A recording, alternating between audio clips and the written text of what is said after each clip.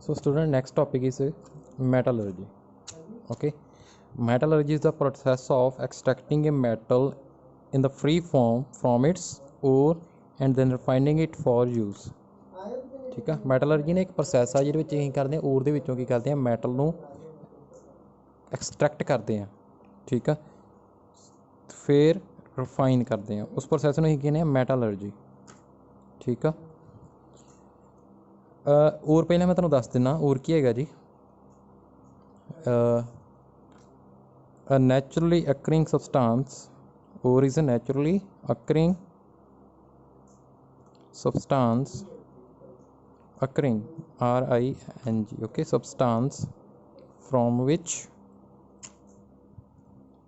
metals can be extracted conveniently. Okay, so ਇੱਕ naturally ਅਕਰਿੰਗ substance ਆ ਜਿਹਦੇ ਵਿੱਚੋਂ ਅਸੀਂ ਮੈਟਲ ਨੂੰ ਬੜੀ ਆਸਾਨੀ ਦੇ ਨਾਲ ਜਿਹਦੇ ਵਿੱਚੋਂ ਐਕਸਟਰੈਕਟ ਕਰਨੇ ਨੇ ਮੈਟਲ ਨੂੰ, ਉਹਨੂੰ ਕਹਿੰਦੇ ਅਸੀਂ ਓਰ ਕਹਿੰਦੇ ਹਾਂ। ਠੀਕ ਆ, ਅਤੇ ਮੈਟਲਰਜੀ ਇੱਕ ਪ੍ਰੋਸੈਸ ਆ ਜਿਹਦੇ ਵਿੱਚ ਅਸੀਂ ਓਰ ਦੇ ਵਿੱਚੋਂ ਮੈਟਲ ਨੂੰ ਪਿਓਰ ਫਾਰਮ ਦੇ ਵਿੱਚ ਐਕਸਟਰੈਕਟ ਕਰੀਦਾ। ਠੀਕ ਆ, ਓਰ ਦੇ ਵਿੱਚੋਂ ਮੈਟਲ ਨੂੰ ਬਾਹਰ ਕੱਢੀਦਾ ਸੀ, ਫਿਰ ਉਹਨੂੰ ਰਿਫਾਈਨ ਕਰੀਦਾ, ਉਹਨੂੰ ਪ੍ਰੋਸੈਸ ਨੂੰ ਕੀ ਕਹਿੰਦੇ ਅਸੀਂ ਮੈਟਲਰਜੀ। ਸੋ ਸਟੂਡੈਂਟਸ, ਇਹਨੂੰ ਅਸੀਂ ਕਰਨ ਤੋਂ ਪਹਿਲਾਂ ਮੈਂ ਤੁਹਾਨੂੰ ਥੋੜ੍ਹਾ ਜਿਹਾ ਦੱਸ ਦਿੰਦਾ ਕਿ ਅਸੀਂ ਕਿਵੇਂ ਐਕਸਟਰੈਕਟ ਕਰਦੇ ਹਾਂ ਮੈਟਲ ਨੂੰ। ਠੀਕ ਆ, ਸਭ ਤੋਂ ਪਹਿਲਾਂ ਅਸੀਂ ਰਿਐਕਟਿਵਿਟੀ ਸੀਰੀਜ਼ ਦੇਖੀਏ। Potassium, sodium, calcium, magnesium, aluminium, zinc, iron, tin, lead, copper, silver, gold, ਇਹ ਜਿਹੜੇ ਮੈਟਲ ਹੈਗੇ ਨੇ ਹਾਈਲੀ ਰਿਐਕਟਿਵ। ਸੋ ਇਹਨਾਂ ਦੀ ਹੀ ਰਿਡਕਸ਼ਨ ਕਰਾਂਗੇ। ਰਿਡਕਸ਼ਨ ਆਕਸੀਡੇਸ਼ਨ ਦੇ ਰਿਡਕਸ਼ਨ ਪੜ੍ਹਿਆ ਨਾ, ਗੇਨ ਆਫ ਆਕਸੀਜਨ ਉਹਦੀ ਆਕਸੀਡੇਸ਼ਨ ਅਤੇ ਲਾਸ ਆਫ ਆਕਸੀਜਨ ਉਹਦੀ ਹੁੰਦੀ ਰਿਡਕਸ਼ਨ ਬਾਏ ਸਬਸਟਾਂਸ ਹੈ ਨਾ। ਸੋ ਇਹਨਾਂ ਦੀ ਰਿਡਕਸ਼ਨ ਕਿੱਦਾਂ ਕਰਦੇ ਹਾਂ? ਬਾਏ ਇਲੈਕਟ੍ਰੋਲਿਸਿਸ। ਠੀਕ ਆ, ਸੋ ਇਹ ਜਿਹੜੇ ਮੋਡਰੇਟਲੀ ਰਿਐਕਟਿਵ ਨੇ ਇਹਨਾਂ ਦੀ ਰਿਡਕਸ਼ਨ ਕਿਵੇਂ ਕਰਦੇ ਹਾਂ? ਬਾਏ ਕਾਰਬਨ ਔਰ ਅਲੂਮੀਨੀਅਮ। ਜਿਹੜੇ ਲੀਸਟ ਰਿਐਕਟਿਵ ਆ ਇਹਦੇ ਵੈਸੇ ਹੀ ਫਰੀ ਸਟੇਟ ਦੇ ਵਿੱਚ ਆਪਾਂ ਨੂੰ ਮਿਲਦੇ ਆ, ਗੋਲਡ ਅਤੇ ਸਿਲਵਰ। ਠੀਕ ਹੈ ਜੀ, ਸੋ ਸਭ ਤੋਂ ਪਹਿਲਾਂ ਮੈਂ ਤੁਹਾਨੂੰ ਇਹ ਟੇਬਲ ਕਰਵਾਉਣਾ।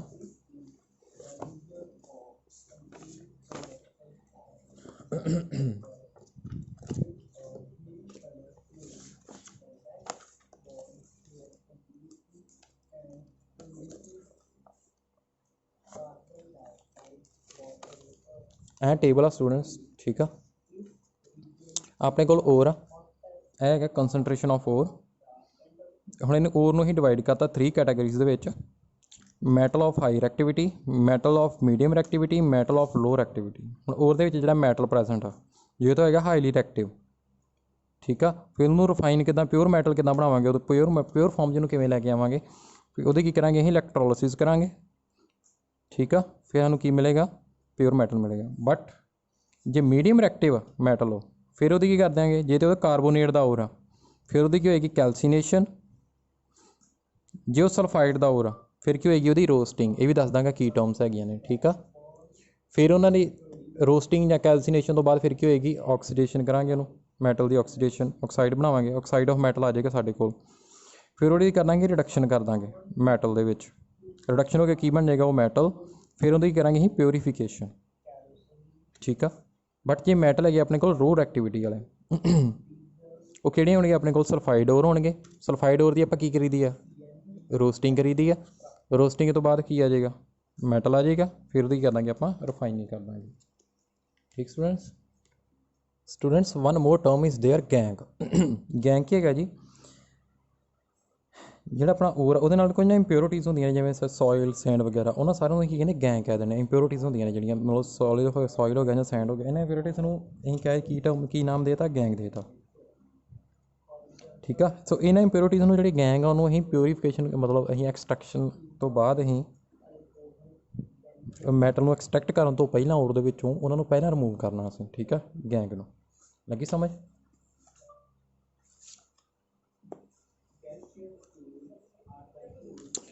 The process used for removing the gangue from ore are based on the difference between the physical or chemical properties of the gangue and the ore.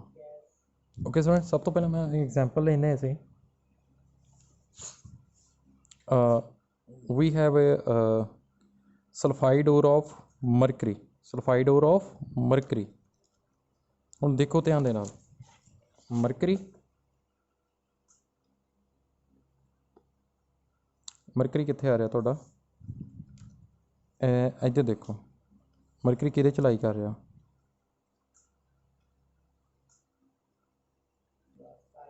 So students देखो extraction of metals low in reactivity series ठीक है ਹੁਣ देखो ये मैं example लेना एक ही है पहला कि these metals have lower activity so the oxides of these metal can be reduced by heating alone ठीक है ਹੁਣ देखो मेरे को किहदा और हैगा ਇਹ ਮਰਕਰੀ ਦਾ ਹੋਰ ਆ ਸਲਫਾਈਡ ਹੋਰ ਆ ठीक है जी सल्फाइड और आ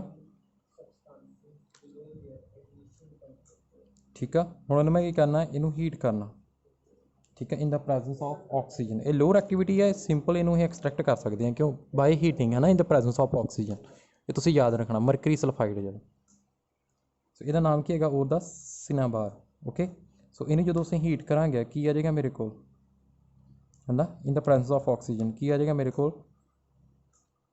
HgO मरकरी का ऑक्साइड आ जाएगा मेरे को प्लस SO2 ਹੁਣ ਜਦੋਂ ਇਹਨੂੰ मैं फिर हीट करांगा सॉलिड फॉर्म च आएगा ਇਹਨੂੰ फिर हीट करांगे की आ जाएगा मेरे को मरकरी प्लस ऑक्सीजन गैस है ਤੁਹਾਨੂੰ पता सो ये सैपरेट हो गया ये लिक्विड फॉर्म ਦੇ ਵਿੱਚ आएगा ठीक स्टूडेंट्स ये ਕਿਹੜੀ फॉर्म च आएगा लिक्विड फॉर्म ਦੇ ਵਿੱਚ आएगा नेक्स्ट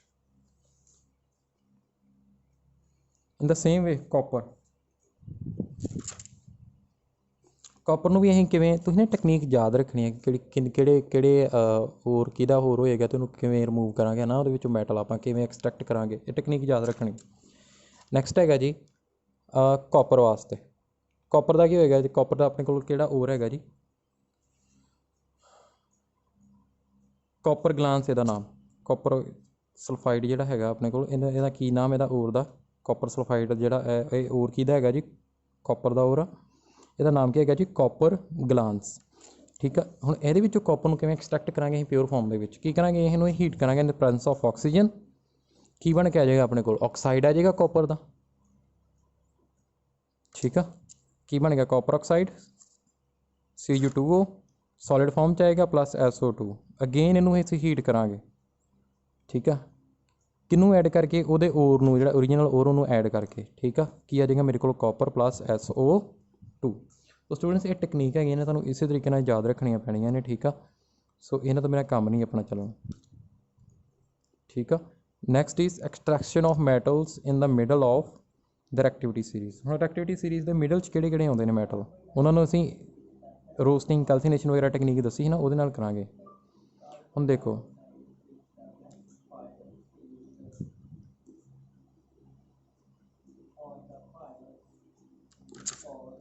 पहला है रोस्टिंग ही है जी रोस्टिंग की है कि असी ओर हीट करीदा in the presence of air means oxygen ठीक है ये ऑक्सीजन की सप्लाई लिमिटेड नहीं होंगी अनलिमिटेड होंगी है so in this ore is heated in the presence of air okay but in case of calcination ore is heated in limited supply of air in the presence of limited supply of air means a limited amount of oxygen is given to the ore ठीक है उन्होंने heat भी करना but oxygen की supply की देनी limited देनी है कैल्सीनेशन ठीक है रोस्टिंग कि वास्ते यूज़ की जाती है roasting it is use to convert sulphide ore into oxide ore sulphide का ओर होएगा ओरी रोस्टिंग होएगी उदा रोस्टिंग नहीं होएगी जो कैल्शियम का होएगा और फिर कार्बोनेट का ओर होएगा उन्होंने असीं किहदे विच ओहदी की होएगी कैल्सीनेशन कार्बोनेट ओर की बनेगा कैल्सीनेशन तो बाद ऑक्साइड ओर बन जाएगा ठीक है जी जिवें मैं इत्थे तुहानूं दस दिना रोस्टिंग जिवें सल्फाइड ओर आ the process of conversion of metal sulphide to its oxide by strongly heating in the presence of excess air is called roasting जिवें जिंक सल्फाइड आ ठीक है हुण ये सल्फाइड दा ओर आ ठीक है ਇਹਦੀ ਅਸੀਂ ਕੀ ਕਰਾਂਗੇ ਇਹਦੀ ਅਸੀਂ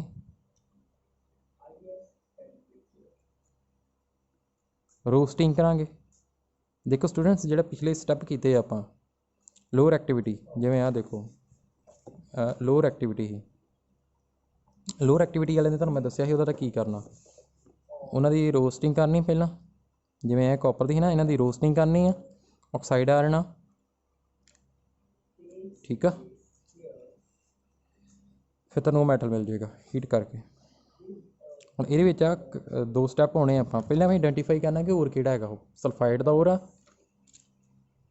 ਕਿ ਕਾਰਬੋਨੇਟ ਦਾ ਔਰ ਆ, ਠੀਕ ਆ। ਇਹ ਉਹਨਾਂ ਵਾਸਤੇ ਵੈਲਿਡ ਹੈ ਐਕਸਟ੍ਰੈਕਟਿੰਗ ਟੈਕਨੀਕ ਜਿਨ੍ਹਾਂ ਦੀ ਮੀਡੀਅਮ ਦੇ ਵਿੱਚ ਆਉਂਦੀ ਰਿਐਕਟੀਵਿਟੀ ਸੀਰੀਜ਼ ਦੇ ਮੀਡੀਅਮ 'ਚ ਆਉਂਦੇ ਨੇ, ਇਹਨਾਂ ਦੀ ਹੋਏਗੀ ਸਿਰਫ, ਹੋਰ ਕਿਸੇ ਦੀ ਨਹੀਂ ਹੋਏਗੀ। ਅਤੇ ਸੈਕਿੰਡ ਥਿੰਗ ਇਹ ਇਹਨਾਂ ਦੇ ਔਰ ਕਿਹਦੇ ਹੋਣੇ ਚਾਹੀਦੇ ਆ, ਸਲਫਾਈਡ ਦੇ ਔਰ ਹੋਣੇ ਚਾਹੀਦੇ ਆ ਜਾਂ ਕਾਰਬੋਨੇਟ ਔਰ ਹੋਣੇ ਚਾਹੀਦੇ ਨੇ, ਠੀਕ ਹੈ ਜੀ।